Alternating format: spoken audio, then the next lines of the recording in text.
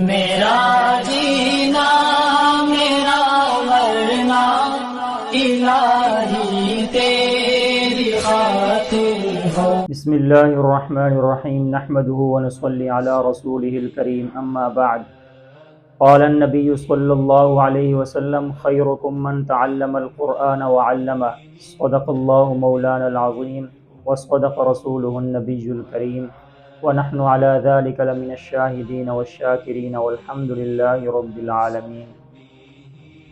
نبی کریم صلی اللہ علیہ وسلم ارشاد فرماتے ہیں، تم میں سے سب سے بہترین وہ ہے جو قرآن پڑھے اور پڑھائے، قرآن سیکھے اور سکھائے۔ دیکھیں، سب سے عظمت والی اور سب سے اہم اور فضیلت والی کتاب قرآن مقدس ہے۔ اس وقت آسمان کے نیچے، زمین کے اوپر سب سے عظیم، بے شک و شبہ والی کتاب صرف اور صرف اللہ کا قرآن ہے، جو لا ریب ہے اور سچی کتاب ہے، مقدس کتاب ہے۔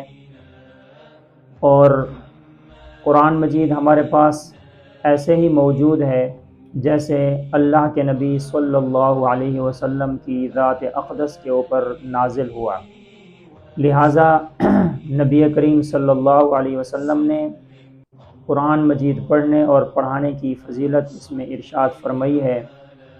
کسی اور کام کی اتنی فضیلت نہیں ہے جتنا قرآن مقدس کی ہے۔ اس سے بڑی فضیلت کیا ہوگی کہ سب سے پہلے قرآن کی تلاوت کرنے والا خود رب العالمین کی ذات ہے۔ آسمان اور زمین کا نظام بنانے سے پہلے اللہ تبارک و تعالی نے فرشتوں کے سامنے قرآن مقدس کی تلاوت کی، تو فرشتوں نے جب سورہ طٰہٰ اور سورہ یاسین کی تلاوت سنی تو فرشتے کہنے لگے کہ مبارکباد کی مستحق ہیں وہ زبانیں جو اس کو تلاوت کریں گی، اور برکت بابرکت ہیں وہ سینے جو اس کلام پاک کو محفوظ کریں گے۔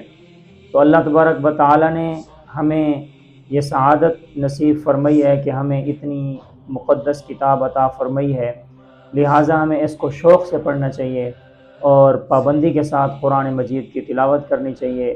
روزانہ جو بندہ قرآن مجید کی تلاوت کرتا ہے، اللہ رب العالمین اس کے دل میں قرآن کا نور عطا فرماتے ہیں۔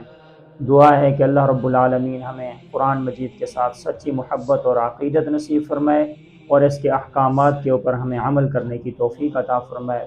وآخر دعوانا الحمد للہ رب العالمین۔